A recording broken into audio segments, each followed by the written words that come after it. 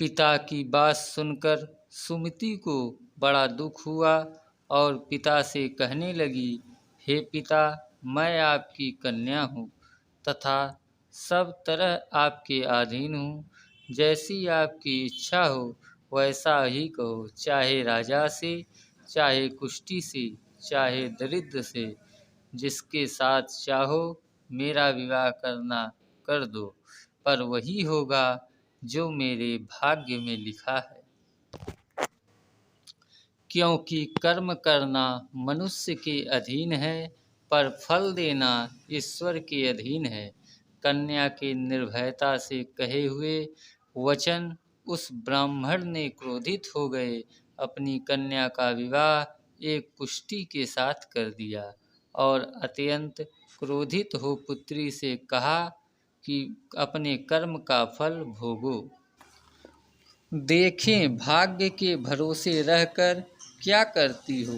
पिता के ऐसे कटु वचनों को सुन सुमति मन में विचार करने लगी, अहो मेरा बड़ा दुर्भाग्य है जिससे मुझे ऐसा पति मिला। इस तरह अपने दुख का विचार करती हुई वह कन्या अपने पति के साथ वन में चली गई और डरावने कुशायुक्त उस निर्जन वन में उन्होंने वह रात बड़े कष्ट के साथ व्यतीत की। उस गरीब बालिका की ऐसी दशा देख देवी भगवती ने पूर्व पुण्य के प्रभाव से प्रकट हो सुमति से कहा, हे दीन ब्राह्मणी, मैं तुझसे प्रसन्न हूँ, तुम जो चाहो वैसा वरदान मांग सकती हो। भगवती दुर्गा का यह वचन सुन वह ब्राह्मणी ने कहा, आप कौन हैं, वह मुझ सबसे कहो।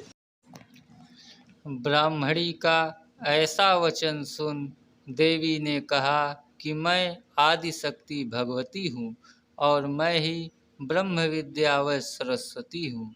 प्रसन्न होने पर मैं प्राणियों का दुख दूर कर उनको सुख प्रदान करती हूँ। हे ब्राह्मणी, मैं तुझ पर तेरे पूर्व जन्म के पुण्य के प्रभाव से प्रसन्न हूँ। तुम्हारे पूर्व जन्म का वृत्तांत सुनाती हूँ, सुनो। तू पूर्व जन्म में निषाद की स्त्री थी और अति पवित्रता थी। एक दिन तेरे पति निषाद ने चोरी की। चोरी के कारण तुम दोनों को सिपाहियों ने पकड़ लिया और जेल खाने में कैद कर दिया।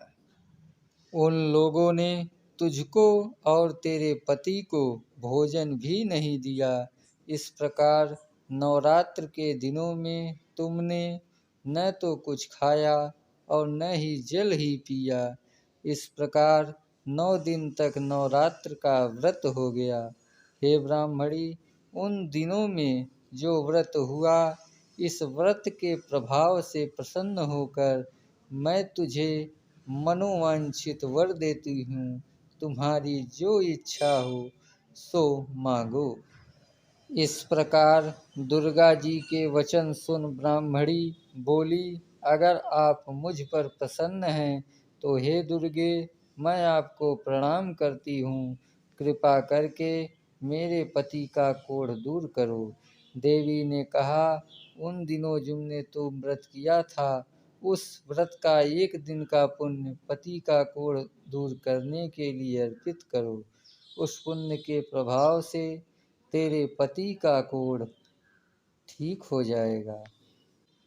इस प्रकार देवी के वचन सुन वह ब्राह्मणी प्रसन्न हुई और पति को निरोग करने की इच्छा से जब तथास्तु ऐसा वचन कहा, तब उसके पति का शरीर भगवती दुर्गा की कृपा से कुष्ठ रोग से रहित हो गया। बोलो भगवती माता की जय। अगर आपको यह कहानी अच्छी लगी हो तो कृपया चैनल को सब्सक्राइब करें। जय माता दी।